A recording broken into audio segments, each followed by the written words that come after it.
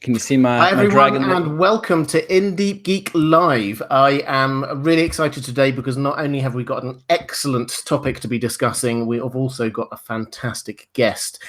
He's somebody that I was introduced to quite recently, but I've had a look at quite a few of his videos, and he's got a fantastic delivery style, and he knows a huge amount as well. I'll let him introduce himself a little bit more, but James Hancock, do you want to say hi? Hello, thank you so much for inviting me. I can't tell you how much I appreciate the invite onto your channel. Fantastic. And for those who wanted to dig a little bit more into what you do, you've got a YouTube channel. What's it called? I do. My YouTube channel is Geeking with James Hancock, and it's mostly devoted to TV reviews, but I also do some film. And coming up, I'm going to be actually adding some animation to it because here in New York, I produce with director Bill Plimpton. Done one feature and 2 shorts so far, but this next short is going to be exclusive for the channel. And I also have a podcast called Wrong Reel where we tackle mostly film history topics, but we'll do these giant filmography episodes where we'll do the deep dive for hours into, say, the entire career of John Carpenter or the entire career of Akira Kurosawa. So I divide my energies basically in those 3 categories, but slowly but surely as the channel catches on, I'm trying to redirect my time and energy to that endeavor because I've been really enjoying it. Fantastic. Well, you're getting a lot of love for your t-shirt already. And Excellent. guys, if you are interested in checking out the channel, there's a link down there in the description to Geeking with James Hancock. So today, the subject we are looking at is the Mad King, Aris II.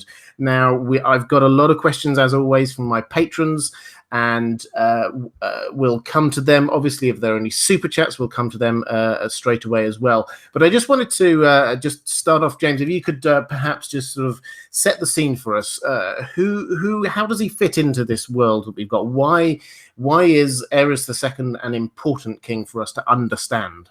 I think if you look at the entire saga that George R. R. Martin has been crafting now for how many decades, he really is the pivot point between everything that happens before the official narrative of the novels and everything that comes after. And I feel like we're really looking at a post-Aris environment, and we're still feeling the ripple effect and the shockwave of his passing throughout the entire 5 books and throughout the entire all the seasons of the show. But as time goes by, and it seems like George R. R. Martin writes more and more material about the history of Westeros, I find myself increasingly getting fascinated with some of these ancient figures, because whether it's like the Silmarillion or like authors like R. Scott Bakker, when I read like the histories of his 7 novels that he's written so far, I actually prefer reading fantasy histories over reading actual history, which is maybe pathetic, but I really enjoy fantasy history written in broad strokes. And I can't tell you how much fun I've been having the last couple of days just going over all the material available on Aris II, in particular the book, The World of Ice and Fire. That has been a tremendous resource in kind of refamiliarizing myself with some of the various events of his life and his inevitable slide into this horrible, disgusting creature he became. Absolutely, I agree completely with that. He is quite a pivotal figure here. Without him, we do have to ask whether or not actually the rebellion would have happened, and all of the story that we have would have happened in the way that it did. Rhaegar might have been the best king of all time, given an opportunity, so you don't know. Well, absolutely. I mean, and I think that's I want to come on to that in just a moment, because we look at the Mad King and we always read about him and think about him with this label, the Mad King, and yet he wasn't always like that. He did have early years when he was a lot more rounded as a human being. I want to just quickly say, Morally, thank you so much for that super chat. That's amazing. $50, incredibly generous. Thank you. The question asking whether the Three-Eyed Crow or Bloodraven influenced the Mad King to say burn them all, and is that the secret to defeating the Night King and the White Walkers? We are definitely going to be covering that. Do not worry. I've had a few of my other patrons have also asked about this, so I think what we'll do is we'll bundle all of those together, if that's okay with you, Maura, and we'll pick up on them all at the same time, because I know there's a lot of interest in this. But let's just get back to that original point. So could you give us, I know you've been reading up a little bit on this, could you just give us a little bit of the background to his early years? What was he like to start? Guy when you were younger. I mean, it seems like he might have had some flaws in terms of completing various projects that he promised, but as a very young man, when he was friends with Tywin and when he was friends with Robert Baratheon's father, and they were just joined at the hip, And when they were I guess they fought in the war, the Fifth Blackfire Rebellion, if memory serves correctly, when Tywin actually knighted Aris there when he was 16 years old, and it seemed like he was filled with enormous potential and promise, and he loved masked balls, and he loved dances, and he loved art. And while he might have been a little bit of a kind of a spoiled brat, given the environment in which he grew up, he had all these like lofty plans, like he wanted to build like these canals beneath Dorne and make the deserts bloom. And he promised he was going to build a new wall 100 miles north of the existing wall and claim all the lands to the south of it. So he had all these lofty ideas, but he would grow tired of them really quickly. And he also seemed to also grow tired of his girlfriends and ladies pretty quickly as well. It just seemed like he enjoyed kind of fooling around and letting Tywin Lannister do the bulk of the work, who was the youngest hand in history, I believe, at that time. Like, I think 20, he became Hand of the King, because Aerys' father, he was only king for like 3 years before he suddenly died. Yeah, so I would agree with this. So he was born, I think it's important to remember, he was not born expecting to be king. When he was born, then actually he was slightly out of the line of succession. This was Aris the Fifth was his uncle. And so it was, and then Aris, Aegon the Fifth, the Egg we know from Duncan Egg novels. He and his heir died in the tragedy at Summerhall. And so that actually suddenly shifted the succession over, and that meant that Aris became part of the succession. He then became the heir. So he didn't actually grow up expecting to be king, which I think is quite an important point. And what went down at Summerhall, I've been trying to do more homework on Summerhall, but it seems like, was it mostly just a ceremony in theory that's going to try to bring back the dragon so that the Targaryens could reclaim some of their earlier might, but it was like wildfire and sorcery was involved. But what, Aegon, his direct heir, and his wife, they all died at the tragedy, and it's the same night that Rhaegar was born, correct? Yeah, that's right. So there were two reasons. And guys, lots of people have asked me about Summerhall lots. And I will be doing a full video on this at some point because I think it's fascinating. I think it's quite critical. There were two given reasons for everyone being at Summerhall, all of the Targaryens. The first was that Aegon V, towards the end of his reign, he became obsessed with giving birth to dragons. How do you hatch dragon eggs? So that was one of the things, and he seemed to have done a huge amount of research and thought he'd come up with the idea of what might work. And the second one was actually to celebrate what was going to be the birth of his first grandchild. And the family was gathered together for these couple of different reasons, and then a lot of it was wiped out. Now, there's huge amounts of questions about quite what was going on there. And it's never said, but the implication has to be that Aris II himself, before he was Aris II, was also there, but we just do not hear about him. So, yes, there's a lot of mystery going on there with Summerhall. Thank you very much for the super chat, Brennan Barnes. I am delighted that you managed not to ask me to say the word taco. That's very kind of you. But you've asked about Nicola Jurican's question, which I will quickly flick up and try and find. Guys, I love it when people do this, when they flag up somebody else's question that they think's worth asking by putting on a super chat. There's so many questions flicking through, it's very easy to miss them. But while I'm having a quick flick through, James, could you perhaps just pick up on question one of my patrons had, this is Brian Price, who asked whether Aris in his earlier days perhaps had any kind of governing priorities worth mentioning. Did he have any special side projects? You mentioned a couple of the sort of the crazy projects he had. Did he have any kind of governing principles that you're aware of? I guess in the very first initial early days, it seemed like he was happy to defer to Tywin. I don't know if he had any specific political principles. I know that Tywin, one of the first things he did is he repealed a lot of laws that were in favor of a lot of the lords that he knew when it came to commerce. So it definitely made Tywin popular with a lot of people because there's an initial boom to the economy. And obviously Tywin's an economic expert and he's got plenty of gold to back up his things. But I know also he did a few things, like he was trying to clean up a lot of the messes in terms of paying off the loans to the Iron Bank of Bravos and things like that.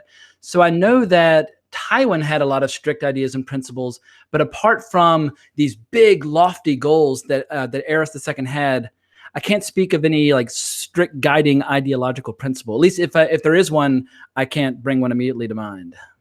I think I would agree completely with that. I think that what we had with him was that this character from quite an early age, when he was, and we all know people like this who got really excited about something for 2, 3, 4 weeks. Everything they had, they threw into it, and then they just dropped it. And that was what Aris was like. And he had these crazy schemes. He had this crazy scheme.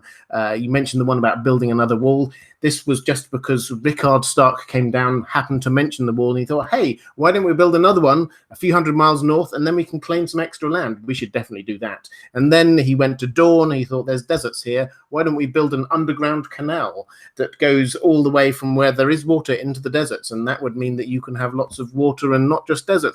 And so he kept on coming up with all these crazy plans, and then just dropped them and forgot about them. I just thought of one that might not necessarily be a principle, but at least was part of his political philosophy. He felt like the men from his father and grandfather's generation were too old, tired, stuffy, conservative, and he did kind of clean house in court and brought in a lot of new blood. So suddenly the court in King's Landing was filled with a lot of new faces, a lot of new ideas. So at least he did give things a bit of a fresh start on that front. Yeah, absolutely. So I mean, I think what we're saying in terms of this, Brian, is that there wasn't a sort of an overall guiding principle that he was trying to do a specific thing during his time as king, but he did stuff and he had thoughts on things and he tried to do things. I think you're entirely right there, James, with the starting again. That was definitely a thing that he was very keen to do, to clear away a lot of the old advisors and bring in his people. But then obviously over time, he grew suspicious of his people as well. I've just found the question that I assume this was a question from Nicola that we're going to be answering. The question was, how much are the Maesters to blame for Aris going mad? Did you want to have a go on that one, James? Wow. I mean, it never even occurred to me that the Maesters would deserve any blame, because I feel like if you're looking at the text, it's like a little trail of breadcrumbs, and these crumbs get larger and larger as time goes by. Perhaps the Maesters could have taken notice of some of these alarming signs and tried to basically keep people informed of the depth of his growing madness. But to what degree they bear responsibility, I think that would be a tough sell, because I feel like there are a lot of people like Rhaegar and Tywin who are much closer to him, who probably should have taken action much earlier than they did. Yeah, I think that's right. So the Maesters seemingly had a long-term plan to get rid of the Targaryens. It's hinted at in lots of different places. They seem to have been behind getting rid of the dragons to start with, and they seem to be in all of the right places to be nudging events. You get Maester Wallace up at Winterfell, who apparently was the person who started getting Rickard involved in this great Southron ambitions, building this power block against Aris. You get who was the person who advised Aris to actually open the gates and let in Tywin Lannister. That was a Maester as well. That was Grand Maester Pycelle. And we hear that it was Pycelle wrote off to the Citadel to let them know quite how bad the situation was. So all the way through this, we don't get any hard and fast information, but it's clear that they were in the right place at the right time. Now, yeah, they were on the right side of history, but perhaps didn't necessarily take direct action initially. Yeah, I think so. I mean, I think they might have taken little bits of action here and there, but I don't think it was a concerted effort at that particular time in terms of making Aris mad. I don't think that was part of the plan. I think that just that helped create this kind of climate that would allow them to get rid of the Targaryens, at least. So I've got another question from one of my patrons, Mary Montgomery. Hi, Mary. saying that we know that there were many Targaryens who were cruel, sadistic, and so on. Where do you think Aris ranks among the crazy ones, both before and after the incident at Duskendale? We'll perhaps pick up on Duskendale in just a moment. And Mary goes on to sort of say that perhaps he was right to be paranoid and probably suffering from continued grief. He had his wife had a lot of stillborn children and children who died very, very young. So there was a lot of stuff going on there. I'll just very quickly pick up on this, James, and then perhaps you can jump in afterwards. To my mind, this is not I think Duskendale, a lot of people point at and say that was the moment that he went mad. It seems to have been just a long series of events that slowly pushed him further and further down that route. In terms of where he ranks, certainly in his early days, he was quite eccentric and crazy, but probably not up there with the really bad Targaryens. People like Maegor the Cruel, who perhaps we'll definitely be learning more about when Fire and Blood comes out, but he was very, very cruel and sadistic in a way that Aris wasn't until the end of his reign. And there are others like Aerion Targaryen who thought that if he drank wildfire, he would turn into a dragon. It didn't. It killed him. Always that kind of thing was that there were some pretty crazy ones out there. So he's up there with them, and he got worse over time, it has to be said. Duskendale might have been a moment that pushed him further down that route, but he was already heading far down that route. Did you have any thoughts on this one, James? One of my favorite crazy Targaryens, if you assume that all the bastard children and their descendants are also true Targaryens, the last of the Blackfires, I think, is it Malus Blackfire, Malus Blackfire? He's one of my favorite crazy Targaryens. This is the guy who devoured his own twin in the womb and actually had his twin's head sticking out of his neck and was this giant, monstrous, horrible being who tore off the head of his cousin to become the head of the Golden Company. And it wasn't until Barristan Selmy beat him in combat that he actually finally met his maker. But he just sounds like one of the craziest Targaryens of all, and especially his physical monstrous appearance. There's a great painting of him in battle with Barristan Selmy with the head sticking out of his neck, and it's just delightful. I love it when the Targaryens are horrible both in appearance as well as in character. Yeah, I'd agree. Klaus Richter, thank you so much for that super chat. That's very kind. €10, saying, I'm not a native speaker. I've never had any trouble following your live streams, but you speak so fast, I have to try hard to follow you. Can you speak a little bit slower? I think I'm just speaking a little faster because I'm excited by this subject. Sorry, Klaus, I will try and make it a little bit clearer as we go on. I just wanted to pick up on one other thing from that question from Mary, which was talking about maybe he was right to be paranoid. And I think this, for me, is something which the more you look into it, the more you go, actually, yeah, that when you say he was paranoid that Rhaegar was trying to take over from him and oust him, Rhaegar was trying to take over from him and oust him. When you look and say, well, Tywin is getting all the glory for running the Seven Kingdoms, Tywin was getting all the glory for running the Seven Kingdoms. He thought during the war, my next video on the Robert's Rebellion will be covering this in more detail, but he thought that Dawn were being a little bit slow in giving them their troops. They were being a little bit slow. He wasn't actually making up most of this, that it was just that his insanity was pushing him to further and further extremes in terms of how he reacted to it. So he did actually see a lot of what was going on. He wasn't completely bereft of his senses, but he his insanity, I think, is beyond doubt. Is there anything you wanted to add on that one, James?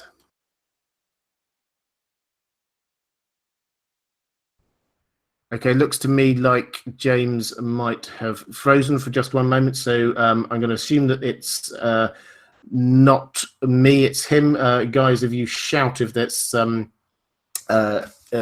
if it is me that you can't see, or if it is. Just quickly picking up on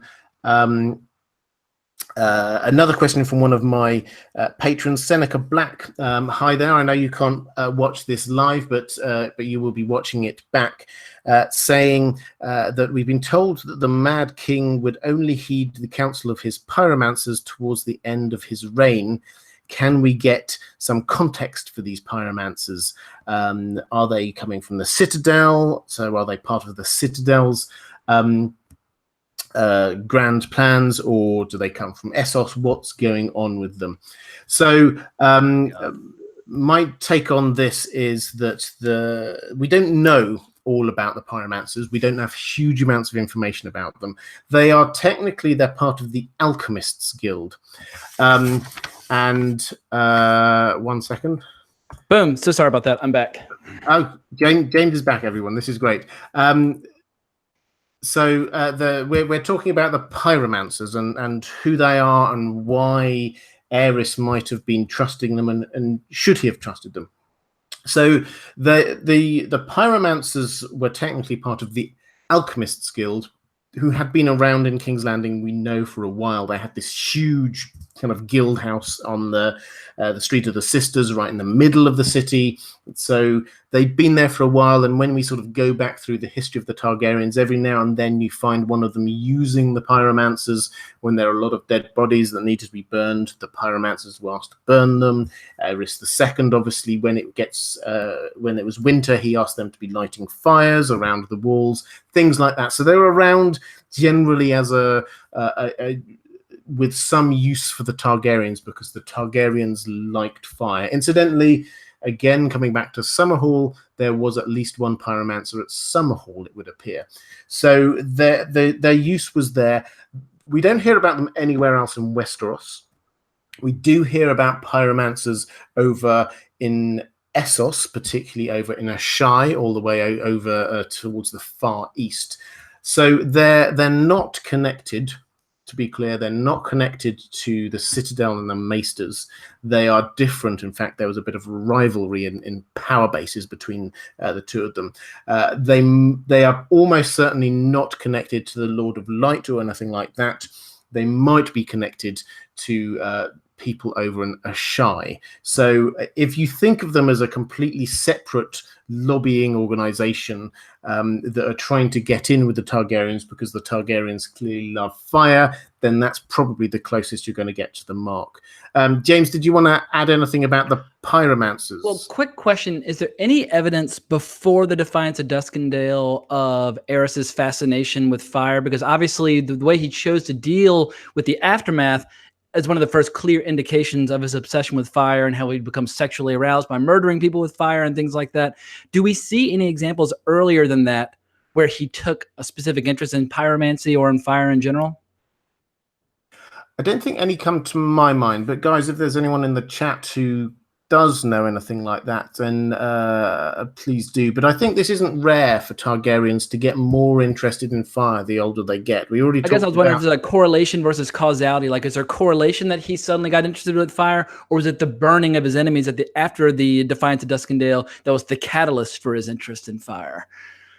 I think that's a fantastic question. I think we don't know. I think that it's he descended down this kind of path that many Targaryens do. So we talked about Aerion and we talked about Aegon V.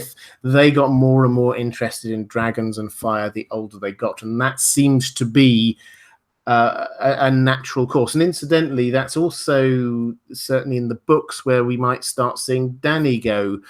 To start with, if you think back on the show, for example, in season 1, then yeah, she didn't mind having a hot bath or something like that, but she didn't seem to be that obsessed with fire. But then you get up to season 7, she's talking about burning down whole cities. It seems to be a thing which the older you get as a Targaryen, the more you become obsessed with fire. We had another super chat. Brian Price, thank you very much, saying, why didn't Aris ever call Tywin to court to execute or hold him hostage once he became very suspicious of his motives? We know he did this with the Starks.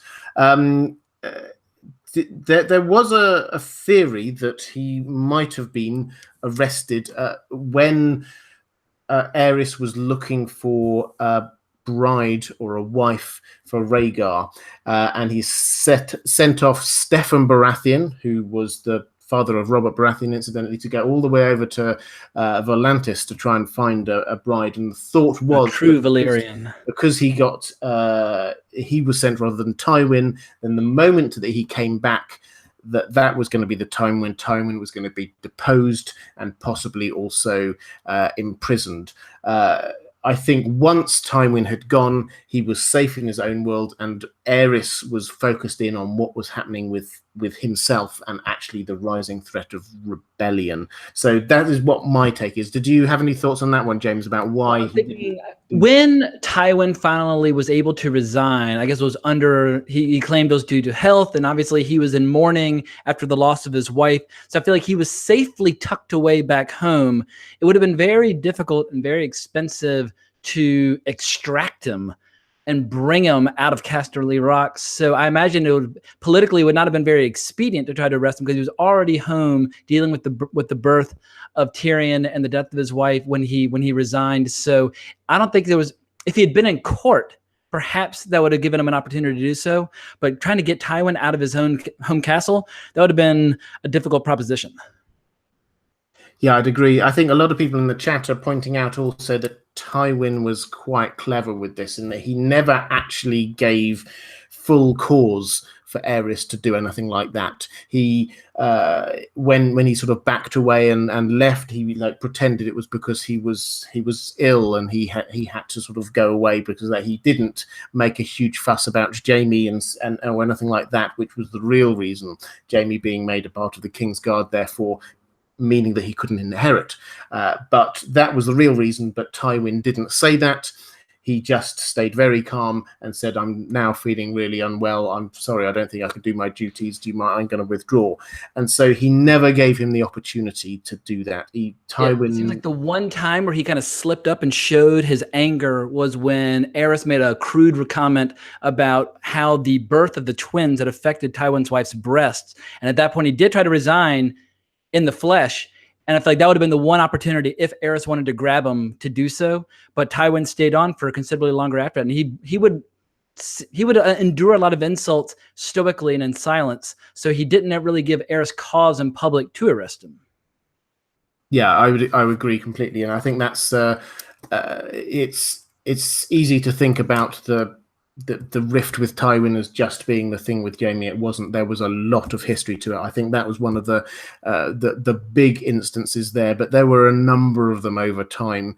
A lot of them to do with Joanna Lannister, Tywin's wife. There was quite a lot of rivalry going on there, even before they were married, it has to be said. We had a super chat from Mike. Thank you so much. I think that's Australian dollars, $8.37. Thank you. Saying, love your vids and live streams. Only found you a few weeks ago, and as a show-only guy, your analysis of the story and explanations are great. Thank you. That's really kind of you to say. Let's pick up another question from my patrons. I'm just trying to work out whether we've got any more here before we get into the massive issue about the burn them all. So actually what we'll do, James, if it's okay with you, we've mentioned Duskendale a few times. For those who aren't aware, roughly what was Duskendale, the Defiance of Duskendale, and why was it important in Aris's story? It's the pivot point where Aris completely, the point of no return for Aris, where he really goes to the dark side. Basically, a guy didn't want to pay taxes and he wanted to renegotiate his agreement. Tywin had basically refused him, and Aris, there was a period where anything that Tywin would recommend, Aris would automatically do the opposite, trying to prove he could be his own man and solve his own problems. And he decided he was going to go with one member of the King's Guard and a very small retinue of bodyguards and go to this town and basically rein this guy in and solve this problem, show everybody what a big important man he was. Well, the very first thing that happened was he got taken prisoner and his men were murdered. And basically there's a 6-month standoff, I believe, where Aris was a prisoner And the threat was if Tywin tried to invade and save the king, that they would put Aris to death. And it wasn't until Barristan Selmy decided to basically sneak in like a beggar over the walls. He snuck in and single-handedly rescued Aris and fought his way free of the city. And after that, even though the Lord of Duskendale tried to surrender, Aris was pissed and he put the entire family to death. He put the extended family to death. He would torture them before putting them to death. And it's from this point onward where he basically stays inside the Red Keep for 4 years, and he lets his hair grow long and mangled, and his nails become like 9 inches long, and he's always cutting himself on his throne. He becomes the king of scabs. This is where he really descends into paranoia and hatred and murder. And by the time he reemerges, his emotions are shattered. They say when he goes to this giant tournament, he would like weep uncontrollably, then fly into a rage, and it's just his emotions were completely running wild. But yeah, this event in Duskendale really broke him permanently. Yeah, absolutely. And there's it just in terms of how that ended, which I think is quite interesting, just to add to the sort of the legends that we've got going on. So he was captured. He was captured within the castle, within the town, and the Lord Darklin, who was the lord who captured him, said, "If you try and storm this town, then we'll kill the king." And apparently Tywin was on the verge of storming the town, and the night beforehand, Barristan Selmy went on this one-man mission, got in there, grabbed the king, and got him out. And that he later regretted. Well, he did. He regretted it later, but it was. This is the part of the legend of Barristan Selmy, is that he basically did what an army wouldn't be able to do, a one-man mission to go off and save the king. It's quite a heroic thing. And as a complete aside, I hadn't picked the link to this before, but you say that he then, Aris then sort of burned everybody and killed a whole lot of them. There was one survivor, and the survivor was the guy called Dontos, who was a child. So Barristan asked for mercy on this child, who was just a child, and Aris, because he knew that he owed Barristan a debt, granted that. And that is the person who grew up to be Sir Dontos, who is the character that we see in season 2, who is the drunken knight who helps Sansa. So there's a nice big loop going on there. But Duskendale was this turning point because he was locked in for 6 months, and yes, it did turn him from being slightly crazy to actually cruel and heartless at the same time. We've had a couple of super chats I want to very quickly pick up on. Wassa30, again, asking on behalf of somebody else. Thank you, that's incredibly kind. $5. Fake Aya, and I spotted this question. I was going to answer it anyway because I thought it was a fantastic one. Fake Aya was asking about Lost Bastards. What do you think? Now, the question was that in his younger days, Aris was known to have lots of lovers. Now, surely that would mean that there were some, probably he would have had some bastard children. Are there any out there? For as far as I'm concerned, we don't know that there are, but presumably there might be. Did you have anything extra on that one, James? I haven't seen GRRM call attention to any bastards in particular. So while I agree with you, I think we can safely assume they are out there. None have emerged as characters of note to date. Absolutely. I think that you summarized that one perfectly. And Higa Herga, thank you so much. No questions tonight, just your usual donation. That's very kind of you. And I love saying your name every time. Higa Herga. Wonderful. Let's get on to in fact, no, I'm just going to take a quick pause because I think there are so many questions around this issue of the burn them all, and was there Bloodraven getting involved, or was there something else? So I want to get into, rather than picking up a little bit, I'm just going to do my normal small break in the middle here just to let you know of a few things that are coming up on my channel. Firstly, as you I'm sure know, I'm working my way through all of what happened at the tourney at Harrenhal, Robert's Rebellion, the Tower of Joy, and I'm going through and working out what I think happened in all of these different things. And the next video I've got on that, which will be coming out on Sunday, is effectively what happened in Robert's Rebellion. Why did the Targaryens lose? Because when the war started, they were in an overwhelmingly strong position. We don't think about this because we look back at it and know that Robert and Ned won. We don't realize what a precarious position they were to start with, because when war started, Ned hadn't raised his army, Robert hadn't raised his army, and Jon Arryn tried to raise his army, but quite a lot of people just said, no, I'm not doing that. Ned couldn't get his army back down south for maybe a year. Robert Baratheon had an incredibly complicated journey to try and get his army out and joined up. It was against all odds. So I'm breaking down exactly what happened, and I think there was this combination of lots of different factors. That video is turning quite epic length, I have to say. I said on Twitter it was looking like over 20 minutes. It's looking nearly 30, to be honest. But there's tons of material to enjoy as well. I mean, yeah, there's just a wealth of material for you to enjoy for that as well. Yeah, absolutely. There's so much going on with that. The thing I say every time, patrons, thank you. I cannot do this without you. Your support, and just this week I reached 200 patrons, which is mind-blowing. So thank you so much. Your support literally is the thing which allows me to do this, devote more of my time to doing this than I otherwise would be able to. So thank you.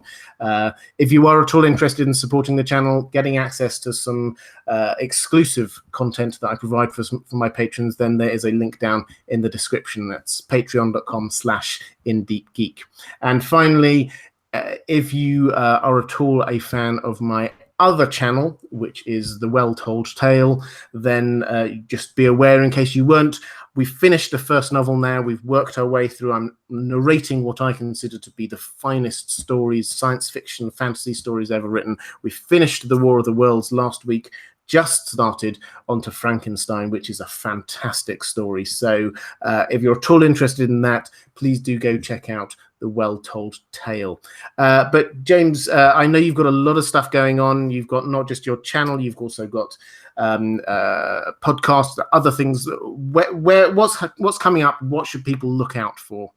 There's gonna be a lot of coverage of the films being played at the New York Film Festival in the weeks to come, both on my YouTube channel, Geeking with James Hancock, as well as on my podcast, Wrong Reel. Wrong Reel will be more of a comprehensive view. The channel will be tackling individual movies. And yeah, there's a lot of great horror on the horizon, like Halloween and Suspiria and things like that. And in the world of animation, I actually just closed the deal today to produce my next short film. But if you want to see some of my previous films, there's an animated short film called Cop Dog on iTunes, directed by Bill Plimpton, that you might enjoy. A film called The Lonely Stoplight that Patton Oswalt did the voice for. But my most proud achievement is a feature film called Cheatin', which you can find on iTunes. And that came out 3 years ago. In any case, I love animation. I've been a big admirer of Bill Plimpton's for many years. So to be able to help him in those endeavors is a huge privilege for me.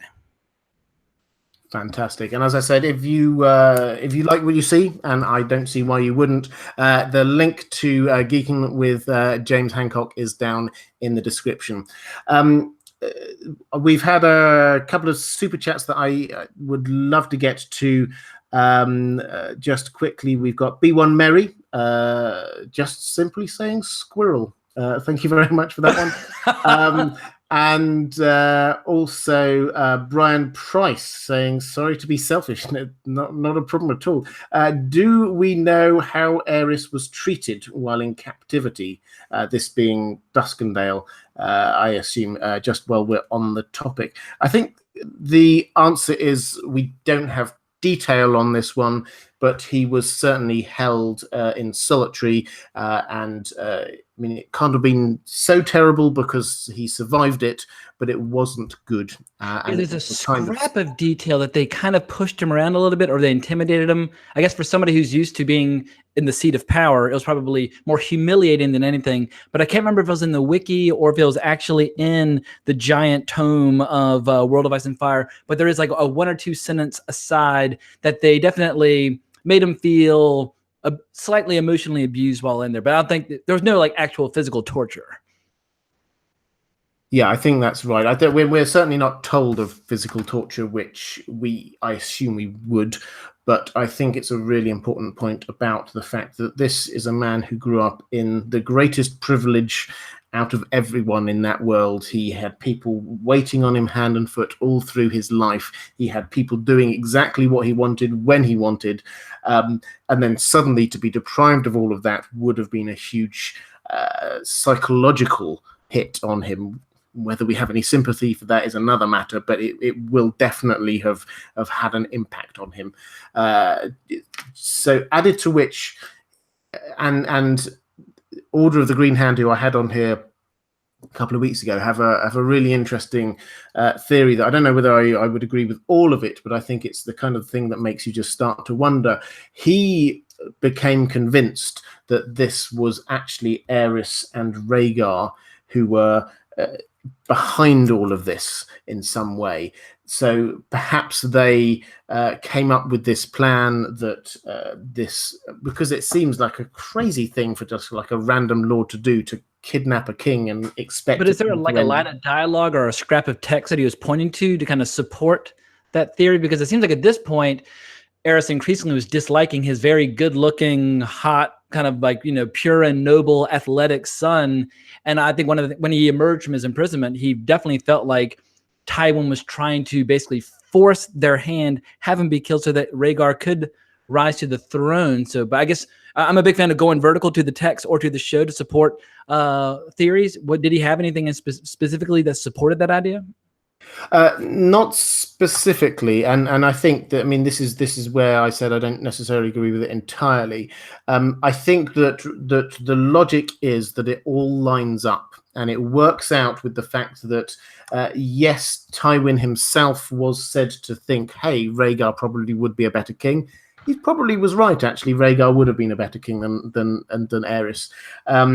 And added to which, that does seem like a slightly bizarre thing for a random lord to be doing, to just be kidnapping a king. And then what Tywin seemed to be about to do before Barristan Selmy went off and did his act of heroism actually was to trigger Aris being killed. So if you look at it on a very basic level, what Tywin was about to do was get rid of Aris and Rhaegar would have come in. So it doesn't take a huge leap to go, I think he wants me gone. He was about to do a thing which would have get me gone. Why not assume that there was some intent there?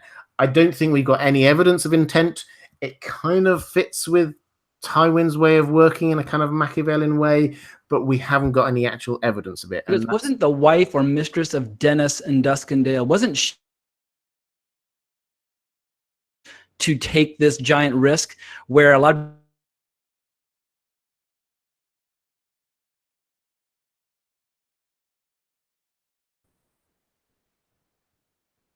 whoops, we lost our sound. I think James was just breaking up a little bit there, but I think what he was talking was about the wife Sarala, I think what her name was, that a lot of the blame was placed at her door for this, but we don't know again about this, and this is one of those things where we just get scraps of memories from people rather than anything else. So we simply don't know. James, are you back online now? I am back on track. Yeah, I made the mistake of going to another tab, and that seemed to interfere with the flow, so I won't go to another tab again. This lesson learned. Excellent. B1 Mary, thank you very much for the other super chat with I'm going to have to put my glasses on, but I'm pretty sure, yep, they are horny goats. Thank you very much. James, apologies, you will have absolutely no idea of the context of that, but horny goats are a very special thing to me. Beautiful.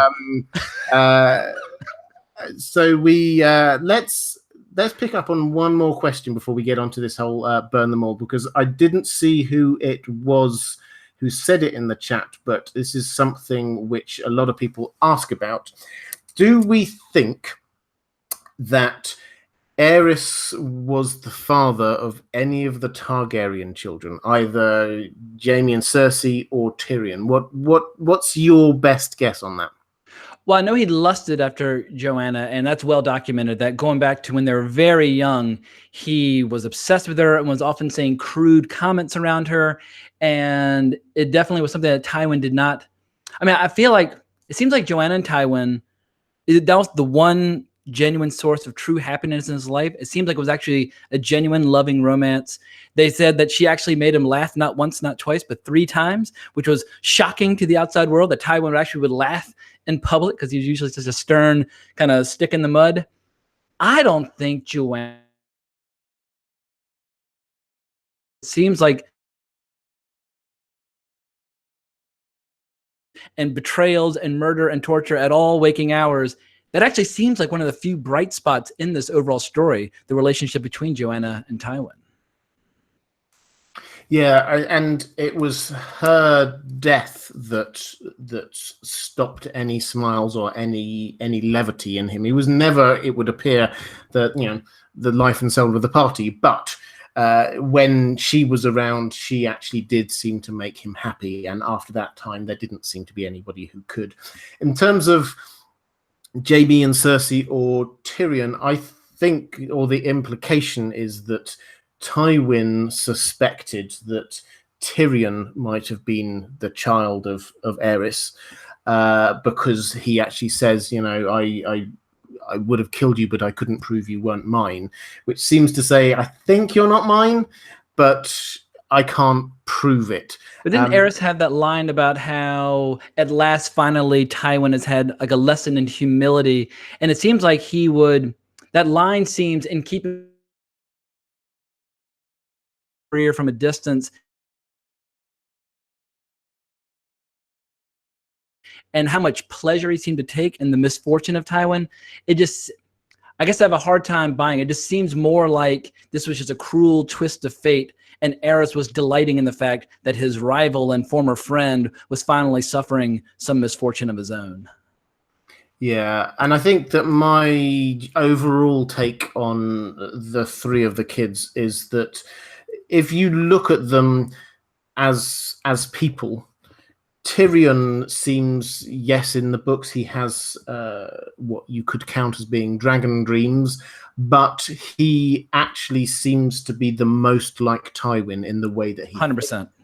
The way that he plans things, that he does seem to be his father's son, a very able organizer of things. That seems to be who he takes after. If you were looking for any character other than Daenerys who echoes the Mad King, you have to look to Cersei, I think. So if there's anyone there who seems to be most Targaryenish, then perhaps you would look more to Cersei and Jaime. But we don't know. We know that there were rumors. We know that clearly he lusted after her. And there's this phrase that he took liberties with her, and added to which she was a handmaiden of the queen, Aris's wife, Rhaella, and got summarily dismissed, which often was because of the fact that this was somebody that Aris had been taking on as a mistress. So there are lots of hints, but there's no actual evidence. And in her words, he had made, quote unquote, made whores of many of her ladies in waiting in the past. So that was his go-to source for seduction. Yeah, seduction. I think that. So my view, as I say, I think that there's no hard and fast evidence. There's lots of hints, and I think that this plays out in the way that Tywin reacts to it, because he does not know. He suspects, but he can't tell for sure. And I think for somebody who was so in control of events, that would indeed drive him crazy. Okay, let's get to the question that lots of people are asking in the chat, and also from my patrons. I will kick this off with something from Claire Kalman, one of my patrons, who says, do you think that we'll find out that the Mad King was not looking to burn all the people in King's Landing, but perhaps, like Hodor, saw something in a vision, perhaps by Bloodraven, that affected him? Perhaps he meant to burn the weirwood trees, or could see the future. What's your take? We've got a number of questions coming at this from different angles, but I know you've thought about this as a theory. What's your take on this idea that perhaps he was sent mad in some way. His burn them all repetition was some kind of thing that was going on, like with Hodor, but perhaps this was Bloodraven going and putting this into his mind. I think if you look exclusively at the show, you can make a very compelling case for it. I think if you're juxtaposing the text as well as the show, it becomes less convincing. And I guess one of the main reasons I find it less convincing is what would have been his motivation for driving him mad. And it seems like that one line, he said a lot of things before and after that. Like there were lines, he has had this line, he said, the traitors want my city, but I'll give them naught but ashes. Let Robert be king over charred bones and cooked meat, which is very much in keeping with, burning everybody alive then and there. But it's not the line that a lot of people believe was sent to him either by Bloodraven or by Bran. I think there's more evidence to suggest that Bloodraven was not behind those lines, but I saw a lot of very compelling videos today where people were breaking down these rapid fire montages on the show, and they were comparing and contrasting the voices between different actors playing different parts. And I definitely see where the theory has merit. And it certainly is a hell of a lot of fun to talk about, because this kind of fan theory stuff is what drives like the family of Game of Thrones fans out there. So I'm 100% in favor of people going all in on the theory.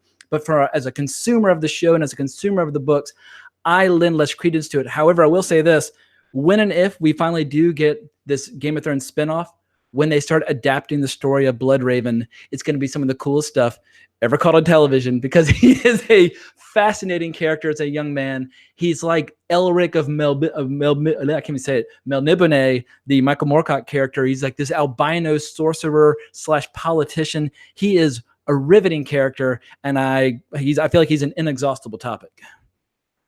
I agree completely. And just on that tangent of the spin-offs, one of the things that came out recently for a throwaway remark from George R.R. Martin was he talked about obviously the spin-off that we know about, which is based in The Long Night, but he also talked about the other ones, some of which he said are based 100 years ago, and that puts it slap bang in this period when Bloodraven was around, at the time of the Great Bastards, as they were called, and all the Blackfire rebellions. So it seems certain that one of those spin-offs, whether it will ever see the light of day, I don't know, one of those spin-offs that's being developed is around that period, which would be fantastic. We've been told it's not Dunk and Egg, though, sadly, but it may well be something to do with Bloodraven. My take on this, and we'll look at a few different angles of this coming on, is I come from the question of why would Bloodraven do this? Now, first of all, for those who've watched a lot of my videos, you'll know that one of my mottos tends to be, if in doubt, blame Bloodraven. I can see his hand behind most things. I could certainly see that once he realized the threat of what was happening in the north, to the north, from the White Walkers, from the others, he will have wanted to do stuff about it. We know that he went back and tried to contact some of his family. In the books, he says that he did. On the show, there's certainly a huge emphasis put on you can't go back and change time, and all these horrified looks from Bloodraven when Bran goes off and does try and change time, things that happened in the past, all of which kind of hints that perhaps Bloodraven tried and it went wrong, or something along those lines. So there's certainly hints going on there. I like the idea that he would have gone back to try and, as I say, affect things in some way. Now, the question, therefore, is why on earth, and I think this was one of my other patrons who said, yes, it was Nick Oswald, who was talking about what was the logic of Bloodraven doing it. What was there to burn at that time in King's Landing? Why not contact the Lord Commander of the Night's Watch, for example, someone in the north who actually could do something about it? Now, my take is that Bloodraven was doing lots of different things all the time, and he was trying to address things at different levels. if he'd just gone to the Lord Commander, people would have ignored the Lord Commander because everybody ignored the Lord Commander. If he said, oh, somebody came to me in my dreams and told me that the others were returning, that wouldn't have done anything.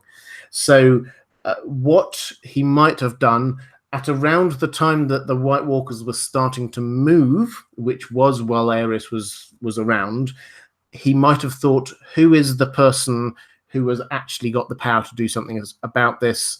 It's the king. So I can understand the logic. There's clearly, he has clearly, and he admitted that he tried to contact other members of his family. So there's some form there.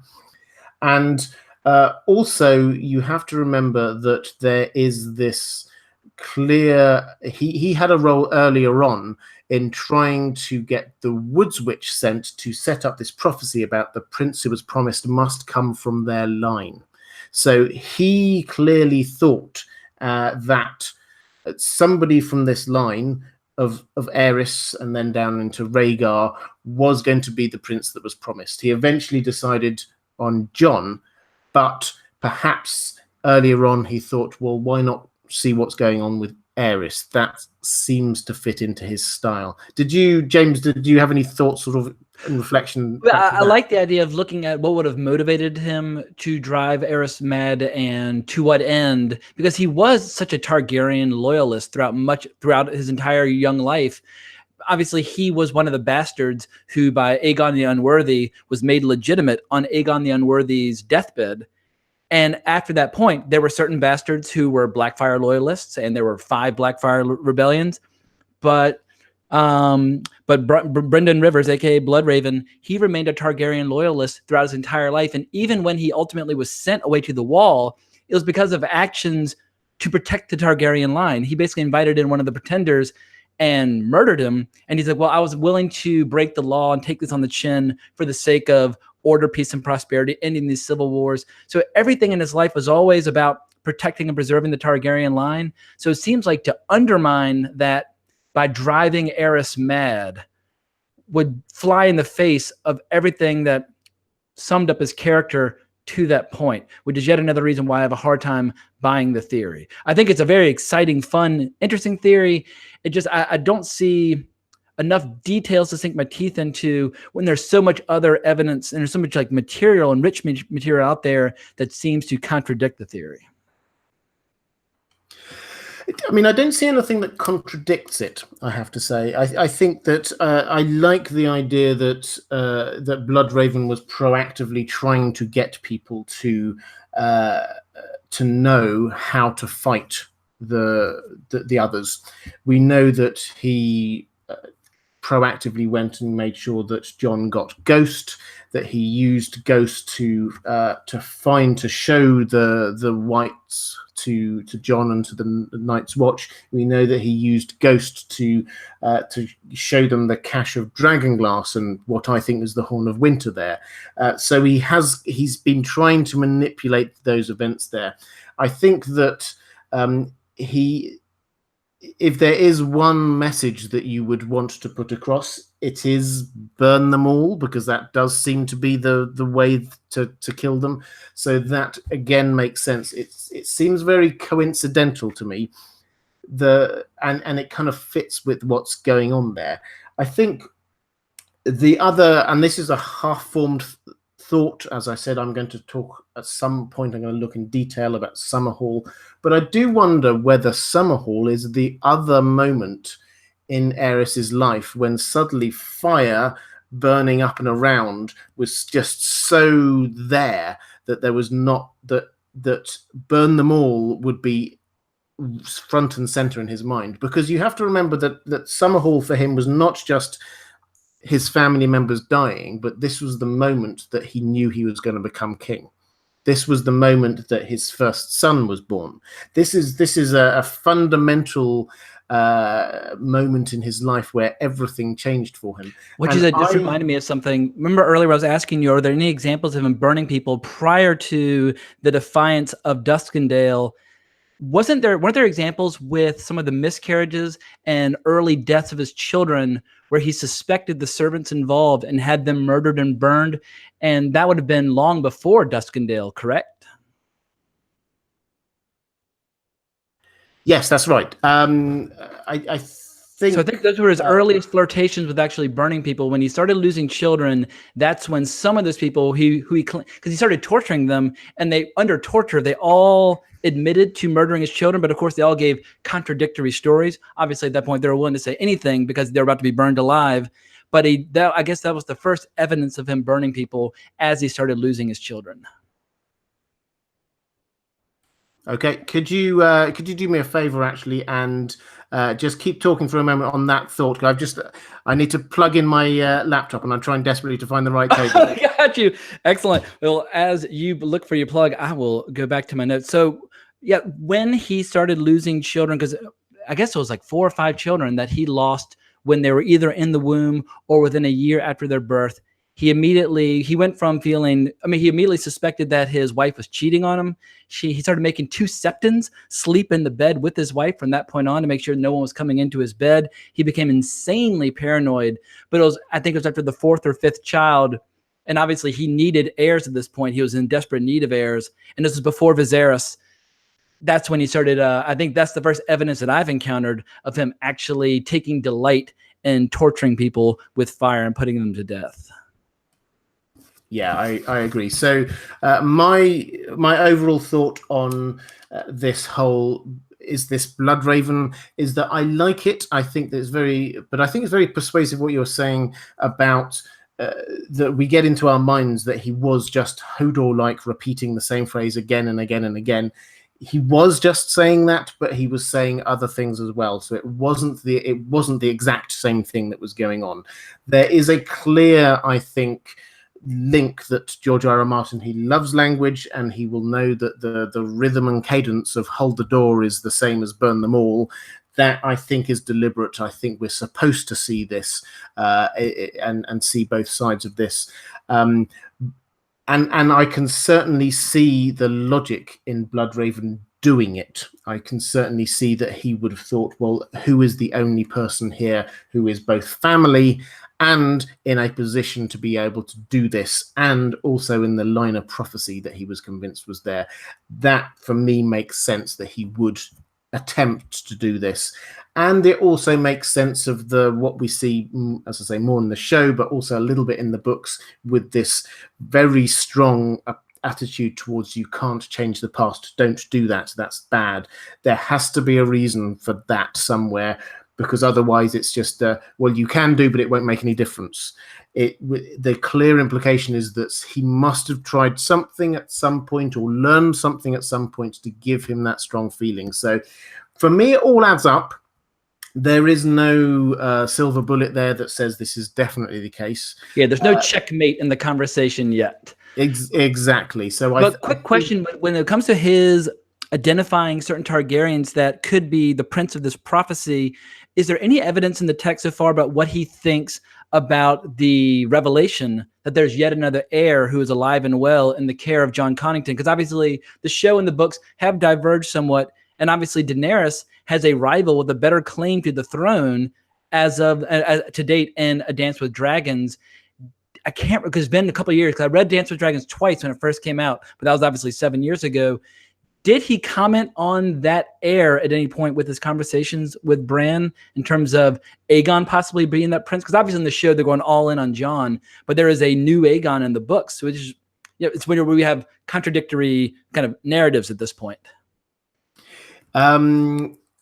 Just to quickly say that I spotted there a couple of super chats. I've seen them. I will come to them in just one moment, but thank you very much. In terms of that, no, I don't think he mentions him.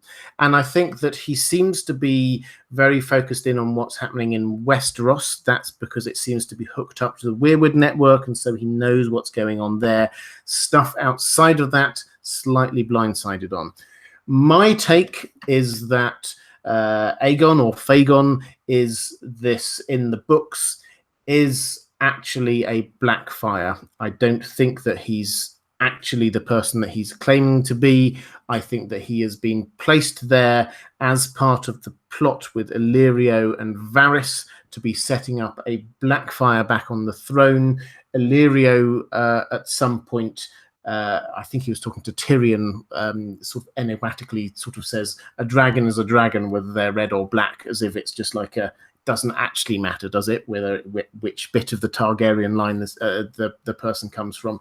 So my view is that is not actually a real Targaryen. That's not actually the Targaryen that everybody's pretending that they are. They have been set up as part of this elaborate plot, and I think we see it when we get Dany's visions in the House of the Undying, when we get the Mummer's dragon. The Mummer is Varys. That's what he was when he was younger. He was part of a Mummer's troop, and the Mummer's dragon is very much this idea of like a pretend dragon and not a real one. And I think that what we will find is that the reason why he's not in the show is because although it's going to be a massive plot line in the books, already is, but he will probably be shown to be a lie for who he is through Daenerys, and I think that's what's going to happen. I think that she will come across, and then something along the way, maybe the dragons don't like him, who knows. It's going to be something like that. So that's my take, is that he's actually a Blackfire, not a Trueborn Targaryen. But let's quickly go across to the chat. B1 Mary, thank you very much, $10. Who else would love to see the tourney at Harrenhal? Rhaegar meeting to be king, Lyanna as the Knight of the Laughing Tree, Ned and Ashara, etc. Yeah, obviously I would love it. Actually, I think one thing I read George R. R. Martin say once was that so much happened at the tourney at Harrenhal that you could write a whole book about it, and a George R. R. Martin book at that. So it's not just like when we just think of that, we've got 2 or 3 pages worth of description. There's so much more happened than we could possibly imagine on many, many different levels. So yeah, I would absolutely love that. James, I was going to ask you, who do you think was the mystery knight who competed for a day and then vanished? Oh, that was Lyanna, and absolutely, I've got no doubt. Oh, I like that. You're the first person I've heard put forth her as but that makes total sense. I'm actually getting chills now. But yeah, she was such a badass warrior in her own right. This is the first time I've heard that theory, because it seemed like everybody assumes it was Jaime after he was sent back to King's Landing, that he circled back, competed for a day, and then vanished. I love the idea of it being Lyanna. Yeah, I mean, I'd love to claim credit for it. There are others who've had the idea before me, but for me, it ties in perfectly that you get, and I think you get all the clues there that she was the one who cared about it, because she was the one who rushed in to save Howland Reed to start with, and the whole point was that the Knight of the Laughing Tree came in to seek justice on behalf of Howland Reed. Added to which we get she was trying to persuade Howland to do it, and then he wouldn't do it because he thought he would, he said that he thought that he wouldn't be able to defeat those knights, which is probably fair. But Benjen, who was the sibling she was closest to, said, well, I can find a horse and some armor fitting somebody with a small frame. So it all kind of works out, and added to which there's this other throwaway detail. I've done a couple of videos on it if you're interested. There's this throwaway detail that Rhaegar was sent to track down the Knight of the Laughing Tree. And if we have to pinpoint a moment when Rhaegar and Lyanna met, for me, it works best that Rhaegar and Lyanna met because Rhaegar tracked her down when trying to find out who the Knight of the Laughing Tree was. And that makes a lot more sense also of why he then gave her the winner's garland at the end of it. Yeah, it gives it a double meaning. It's almost like I'm outing you, but I'm not outing you. And it works on 2 levels. That's delightful. I love that. Exactly, and it's not just him lusting after her. He's saying, you know what, you are undefeated. This is yours. So I think, yeah, many levels. So I would love to see it. It'd be fantastic. We had another couple of super chats. I'm just trying to quickly find them. There was B1 Mary. We had See if I can find another one. Mazamonte, hi. Blood pays for life. Did the deaths at SH, that's Summerhall, I assume, pay for Rhaegar's life? What do you think to that idea? Ooh, it's almost like the birth of the dragons at the end of the first novel and the end of the first season. It was almost like you needed some massive catalyst to bring this creature into being. It certainly makes Rhaegar seem like a true Targaryen, a true dragon in a lot of ways. And obviously, it's eerily ominous that he came into being on the same night that such enormous sacrifice had been made. And it's one of the, I love it when, I feel like it's a great narrative and literary trick when you leave out just enough information so that the reader and the audience, their imagination can absolutely run wild trying to fill in the details. But it seems to be in keeping with the sorcery and the mysticism of the Targaryens that he couldn't come into being without some horrific sacrifice of that nature. Yeah, I agree completely, and I think it's the kind of thing George R. R. Martin does a lot. Is he tries to get this kind of echoing through history of different things, and certainly the three things that seem to happen for the dragons to be hatched at the end of book one. They definitely needed fire. They definitely needed sacrifice, and there was also the red comet which was going overhead. But what was happening at Harrenhal certainly had the fire, certainly had deaths, and intriguingly, we only hear of 3 deaths. There might have been more, but again, the people that we are named being Aegon V, his son and heir, and also Sir Duncan, Duncan the Tall, also died there. So we hear of 3 deaths going on there as well, and from that we get Rhaegar born. So yes, there's definitely a symmetry going on there. If you want to read into it more that there is some kind of magic happening, then yeah, absolutely you can. There definitely was an attempt at magic going on there in order to hatch the dragon eggs. So I like the thought that Aegon V went away and gained all this knowledge on how to make dragon eggs hatch, how to create dragons, and from that a dragon was born, being Rhaegar. That works for me on one level. A question from 9 Nichols. Thank you very much for the super chat, saying Aris is a hero because he denied Tywin's request to put a Lannister in place as Master of Arms instead of William Darry. Dany would be dead, dooming Westeros. I think that's a really interesting question. Did you have any thoughts on that one, James, or shall I pick up on that first? Maybe a hero by a trick of fate, or maybe he was set out to be a hero, but maybe, I guess, maybe you should take this one because it seems like it might be stretching the definition of the word hero. Yeah, I think it does stretch the definition of the word hero, and I think Dany being dead, dooming Westeros is also. I'm not 100% sure whether. No, clearly the dragons are necessary. For those who aren't, sorry, I'm just thinking through as I'm talking there. But those who aren't aware of what was going on and what's being 9 Nichols is referring to here, one of the last things that was a matter of contention between Tywin when he was Hand of the King and Aris was this position of Master at Arms, which Tywin wanted to set a Lannister up into there. And Aris was in his phase of, well, if you say that, then I'm just going to do the opposite. And he didn't allow the Lannister to be put in place. I forget the name of which Lannister it was at this time. I think it was one of the cousins.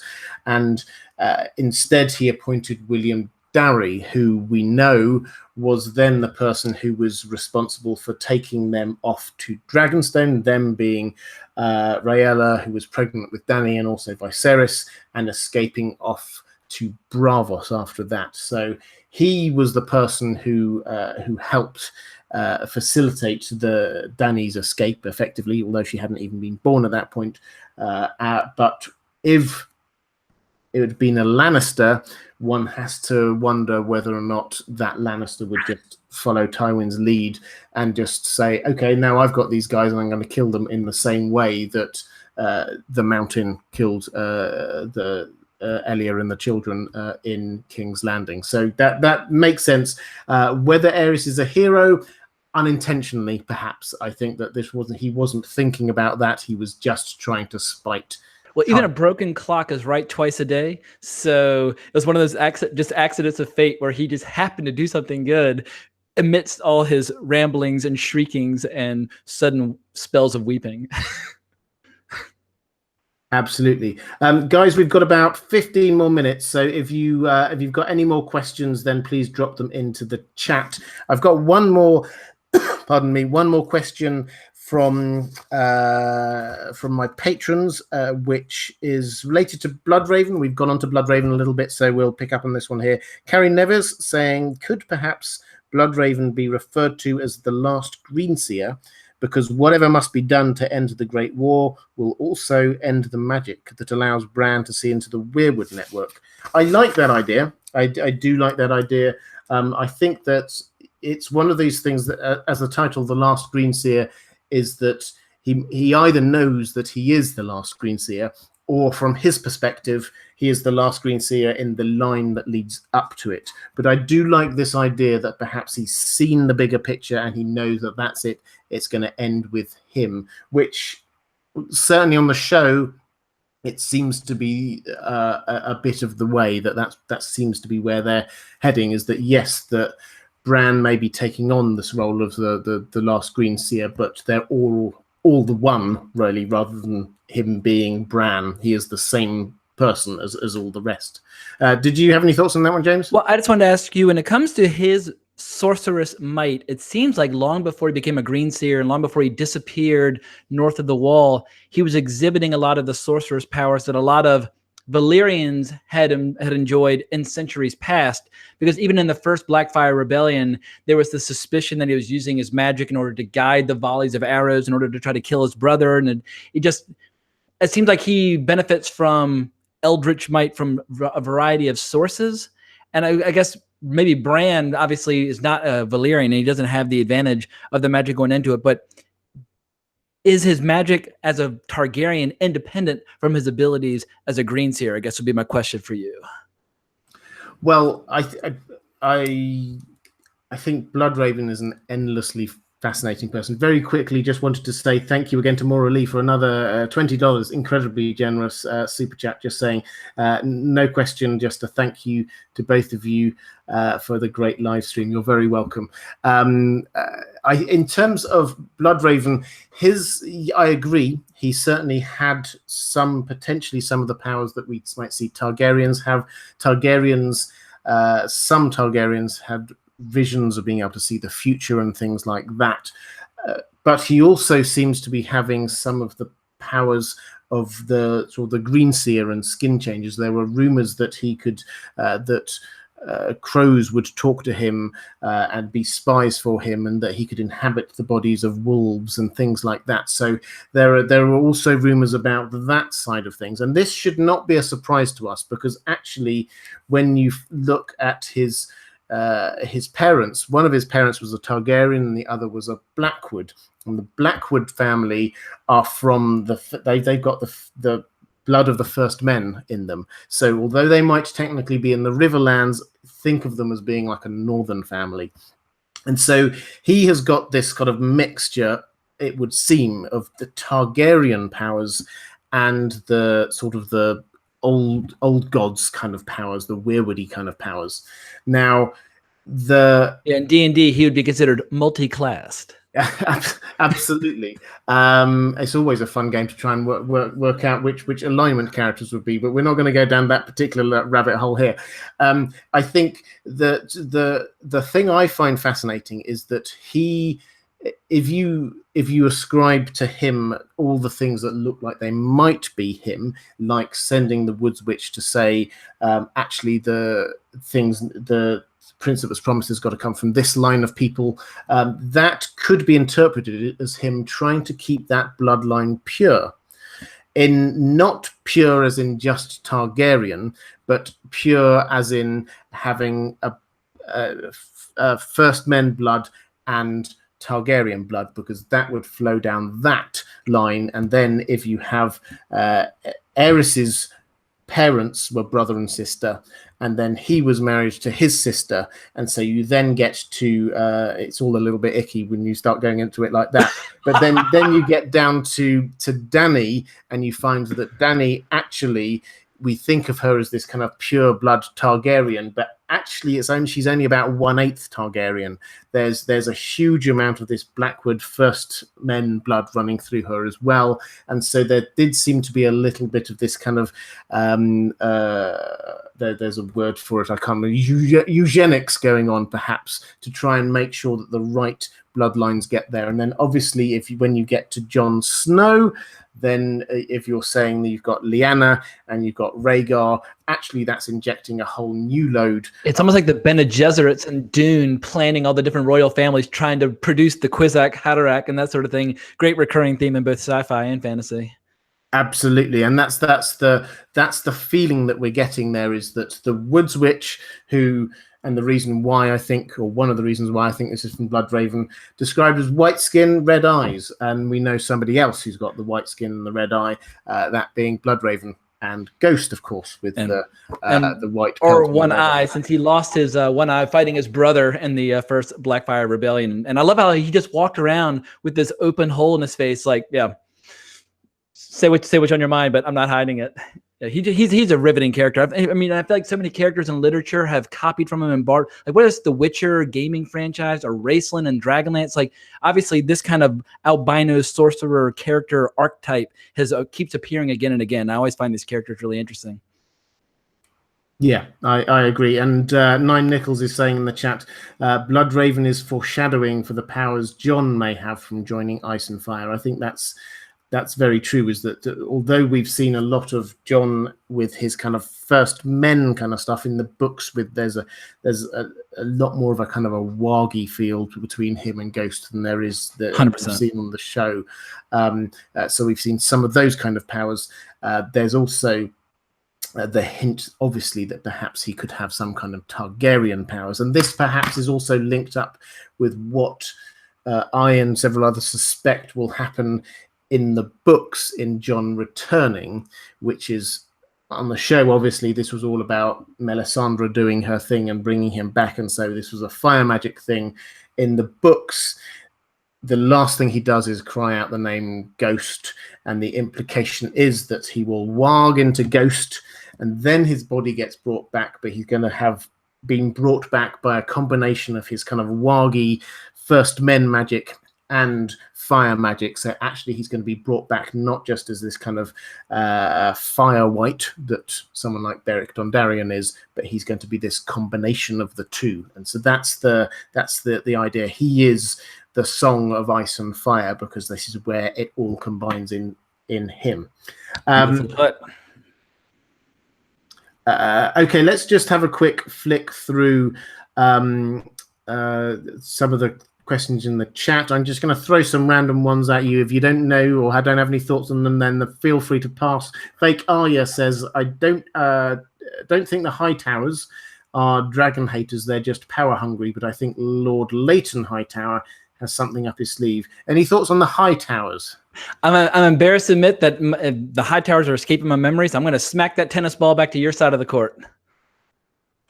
And absolutely. So I would agree that with the Hightowers are fascinating. So the Hightowers are the family in the Hightower in Old Town. They've got this huge high tower. They've been there forever, as far as we can tell. And the captain of the Kingsguard, or Lord Commander of the Kingsguard, at the time of Robert's Rebellion was a Hightower, Gerald Hightower. He was one of the three who was at the Tower of Joy as well. Gotcha. With Arthur Dane.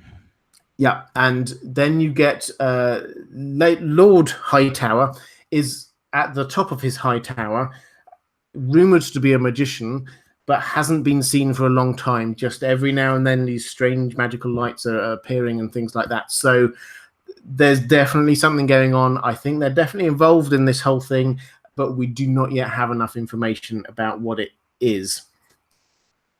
Let's quick flicking back through. We've got Andrew K is talking about the role of Greenseer thinking that the role dates back through time. Bloodraven and Bran are just stewards who temporarily inhabit the role. What do you think to that one? I definitely lean toward that theory as well. It seems like almost like being a Sith Lord and you always have an apprentice. You're always grooming your successor, but there must always be a green seer occupying that role. And whether or not he was destined to play that part before he was sent to the wall or not, I guess is up to speculation. But it wouldn't surprise me at all if you have a master and apprentice scenario dating back as far as human memory in Westeros. Yeah, I think that's right. Analima Pineda, I'm sorry for butchering your name, says, "Hey Robert, I'm broke, but I love your channel." I to be completely honest, I am blown away whenever anyone does a super chat. I think it's incredibly generous. So don't in any way feel bad about not being able to do that. Thank you very much for the support. Misty306 says, "Has anyone ever considered the fact that Summerhall could have added to Aris's eventual madness?" I think we sort of covered that. But did you? How important would you say James Summerhall was in that sort of descent down into madness? It's clearly one of the essential events that led. If you're gonna, all the events of his life are obviously a trail of breadcrumbs. That is one of the massive, juicy crumbs, and probably the most important event in his early life, apart from fighting in the fifth Blackfire Rebellion. And yeah, obviously it was the beginning of his reign. So it's the beginning of his career as we know it. So there are no signs of madness prior to that evening. So I think that was when he began his journey. Yeah, I'd agree. I think that there's a long line. I think that was probably one of the first things there that sort of pushed him down this road. I think that it wasn't just one thing. People talk about Duskendale. That was clearly important, but there were lots of factors involved in this. Brennan Barnes saying, technically, we don't know that he used Ghost. This is John we're talking about again, but it certainly appears that this is the case. Well, I assume that was talking about John. Maybe you're talking about Bloodraven. No, we technically don't know that he used Ghost, but to my mind, everything adds up. I did a video on it a long time ago with all of my reasoning there, but it certainly adds up that this seems to be what he was doing. It's incredible how in the novels we're still at that cliffhanger of the death of Jon. I mean, it's been 7 years since that book. It's astonishing just how much time has gone by, and we're still waiting on that cliffhanger moment. It's driving me crazy. Yeah, I think it's driving everyone crazy. I think that the first few chapters, because we've had, I don't know, 8, 9, 10 perhaps of these pre-release chapters, I think that there's a certain amount that everybody kind of understands and knows what's happening. But after that, it's just we still do not actually know what's going to happen next in those stories, which is pretty astonishing because they will map roughly, I'm sure, with what happens in on the show. But so many of the storylines are in different places that some of them, like Sansa, completely different. What's going to happen with Stannis her? Baratheon is still alive in the novels. We have a Stannis Baratheon chapter that's available from the 6th book. So yeah, clearly the divergence has begun. Indeed. Paige Roberts just asked, do you think that when Jon is resurrected in the book, will he or will he not have POV chapters? I think he will. I think that's he's one of the characters that we've got there, and I think I would love a chapter. It would be fantastic writing of him as Ghost. And then being called back. I think that would be pretty astonishing to read, and I think that's exactly the kind of thing George R.R. Martin would love to do. Yeah, he, Dany, and Tyrion will always have POV chapters. I think that's a certainty. I think I would agree. Couple of people talking about Fire and Blood. Guys, if you didn't spot it, George R.R. Martin has released on his Notoblog a small snippet from Fire and Blood, which is there talking about King Jaehaerys and Queen Alysanne. There's a link. If you go to my Twitter, I linked to it from there, but just go find George R.R. Martin's blog. It's fascinating stuff. And there's a few little snippets there that just make you think. Like, for example, the Queen got on her dragon. She went up to the wall, and the dragon refused to fly over the wall. She tried a few times. This was the first time the dragon apparently had ever refused to do something, and that makes you go, "Ha!" So what was it? Is the power of the wall stopping the dragon from going that way in the same way it stops things coming? There's no explanation. It's just a written down. It's Is it written in that broad stroke style of the World of Ice and Fire, where you're basically reading it like a history book as opposed to reading like a novel? Yeah, again, so it's written from the perspective of Maester someone, Gildane, I think. So it's written, and George R. R. Martin has said that, like the World of Ice and Fire, we shouldn't take it as being exact history. This is history written by somebody, so it's like layers within layers. But yes, it's looking at it, it's written in the same sort of style that the World of Ice and Fire was. Indeed, apparently a section, if you go back to that book, there's a section there on Aegon's invasion that actually is going to be largely lifted across, because there was no point in rewriting it. Well, I've pre-ordered my hardcover, and it will arrive on the opening day, so to speak, so I can't wait to dig into it.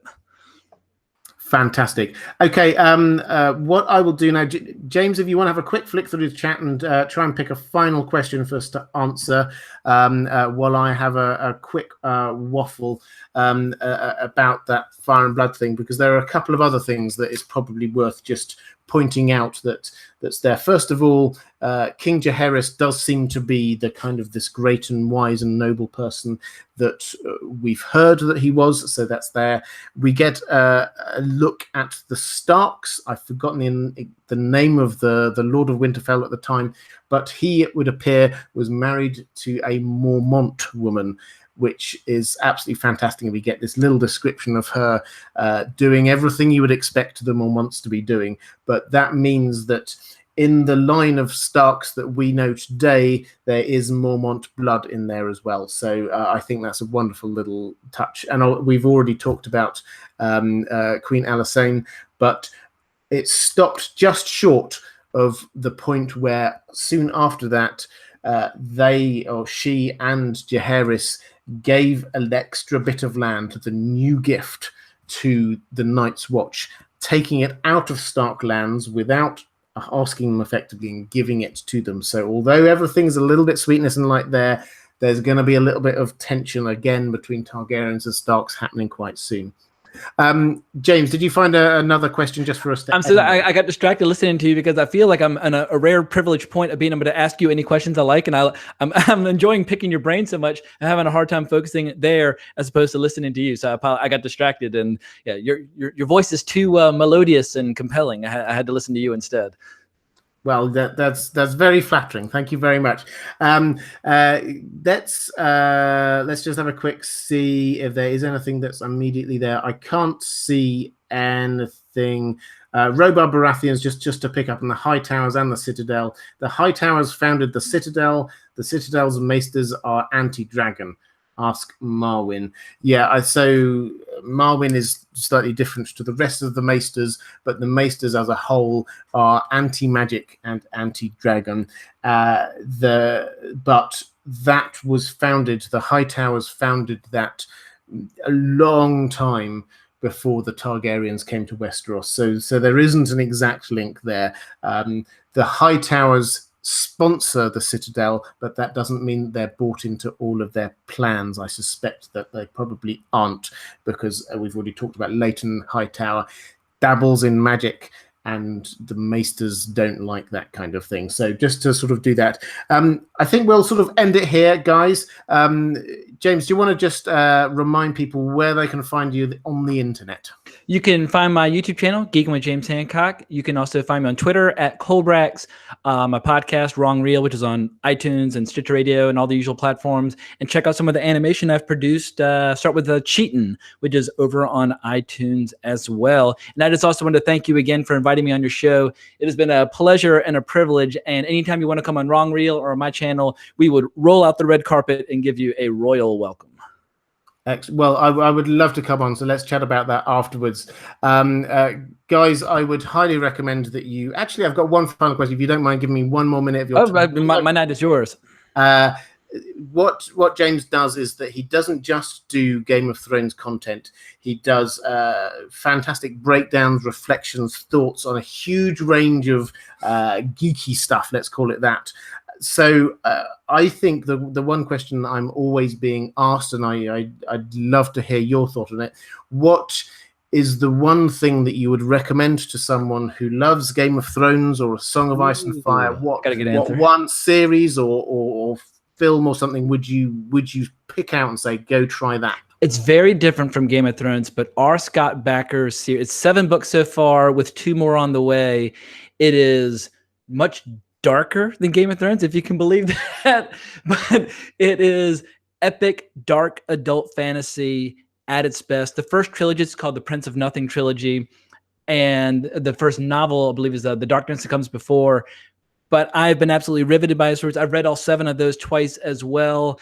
The most recent book ended in the most infuriating way humanly possible, but at least I do know he is at work on the next novel. So I'm always looking for ways to scratch my Game of Thrones itch. And that's how I discovered this series. I guess like 2 or 3 years after Dance with Dragons, I was having a panic attack. And I just looked up a list of some of the top recommendations for the best 21st century dark adult fantasy, because I definitely lean toward the darker stuff.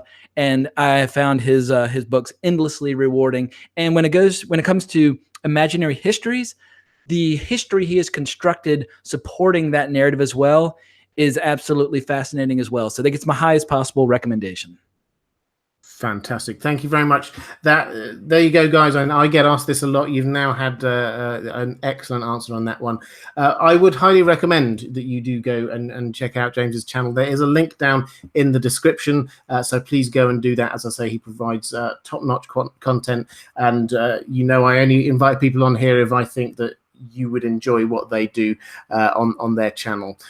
Guys, thank you so much for the fantastic questions. Thank you in particular for the super chats. That's incredibly generous. I had 3 fantastic moderators in there as well. So thank you to them doing such a fantastic job. We'll be back this time next week on this channel. Haven't decided the topic yet, but I've got a couple of guests in mind who I've been talking to my patrons about who they want me to be inviting back on. So we're going to be we've got some really good people lined up. But thank you so much. If you would like to support the channel, please do check out the Patreon page. The link is down there in the description. But thank you. This has been really good fun. Thank you again to my guest, and I shall see you all next week. Take care, everyone. Bye.